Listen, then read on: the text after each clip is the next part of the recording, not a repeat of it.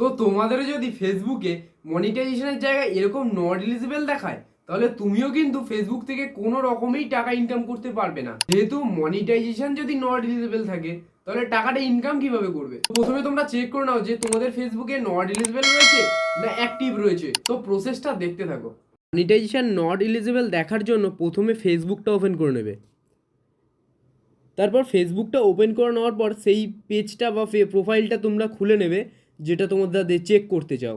তো সেই পেজটা খুলে নেওয়ার পর তারপর এখানে প্রোফাইলে চলে যাবো।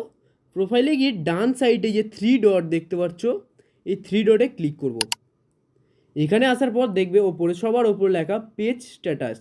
তো পেজ স্ট্যাটাসে ক্লিক করব। তো তারপর দেখো তোমাদের সামনে এরকম একটা ইন্টারফেস ওপেন হবে, আর এখানে নিচে লেখা রয়েছে এই সেকেন্ড জায়গায় মনিটাইজেশন। আর মনিটাইজেশনের নিচে ঠিক নিচে লেখা রয়েছে নট এলিজিবল না অ্যাক্টিভ। যাদের অ্যাক্টিভ লেখা রয়েছে তাদের ঠিক আছে, আর যাদের নট এলিজিবল লেখা আছে তাদের ঠিক করতে হবে। তো যাদের মনিটাইজেশন অ্যাক্টিভ রয়েছে তাদের কিন্তু আইডিটা পুরোই ঠিক আছে, তারা টাকা ইনকাম করতে পারবে। আর যাদের নট এলিজিবল আছে তারা প্রসেসটা দেখতে থাকো, আমি এক এক করে দেখিয়ে দিচ্ছি যে কিভাবে এটা তোমরা ঠিক করবে। তো চলো সরাসরি ফোন স্ক্রিনে চলে যাওয়া যাক। তো এইবার আমরা ওটাকে ঠিক করার জন্য চলে যাবো ফেসবুকে গিয়ে ও যে প্রোফাইলটা মানে যে তোমাদের যদি পেজ থাকে তাহলে মেন প্রোফাইলটা সিলেক্ট করে নেবে। আর যদি প্রোফাইল তাহলে তো থাকে তো ঠিকই আছে। তো আমি এখানে মেন প্রোফাইল খুলে নিয়েছি। খোলার পরে এবার সরাসরি চলে যাব ক্রোম ব্রাউজারে।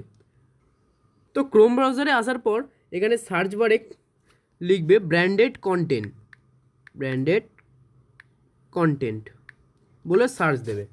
সার্চ দেওয়ার পর সবার ওপরেই লেখা রয়েছে Facebook for creators branded content. তো এখানে ক্লিক করব। তারপর এরকম একটা ইন্টারফেস ওপেন হবে, আর তারপরে একটু স্ক্রল করে দেখবে এখানে নিচে লেখা রয়েছে ব্র্যান্ডেড কন্টেন্ট টুল, আর আন্ডারলাইনে একটা দাগ দিয়ে লেখা রয়েছে ব্র্যান্ডেড কন্টেন্ট টুল। তো এখানে ক্লিক করব। তারপর এখানে লেখা রয়েছে সিলেক্ট পেজ। তো সিলেক্ট পেজ, ওই পেজটাকে সিলেক্ট করব যে পেজটাকে আমি ঠিক করতে চাই। তো সেই পেজটা সিলেক্ট করার পর এখানে সেন্ড বলে লেখা রয়েছে নিচে, সেন্ডে ক্লিক করব। তারপর এরকম একটা ইন্টারফেস ওপেন হবে, এটা আমি কাট করলাম। তারপরে তোমাদের কিন্তু অ্যাকাউন্টটা ঠিক হয়ে গেছে। এখান থেকে এবার আমি ব্যাক করে চলে যাব, পুরো বাইরে চলে যাব, সব উড়িয়ে দেবো, রিফ্রেশ করে দেবো। এইবার ফেসবুকে গিয়ে চেক করে নাও যে ঠিক আছে কিনা। দেখো ফেসবুক গেলাম, গিয়ে ওই পেজটাকে সিলেক্ট করব। ও সরি আমি পেজে ক্লিক করে দিয়েছি। পেজটাকে সিলেক্ট করব,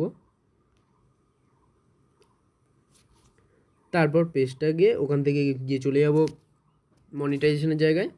তো প্রোফাইলে যাওয়ার পর 3 লাইন পেজ স্ট্যাটাস।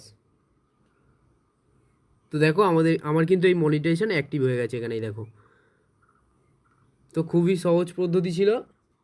তো ভিডিওটা যদি কেউ আমার কাজে লেগে থাকে তাহলে সাবস্ক্রাইব অ্যান্ড লাইক করে যাবেন, আর যদি এরকম ধরনের ভিডিও পেতে চান তাহলে বেল আইকনটা অন করে যাবেন।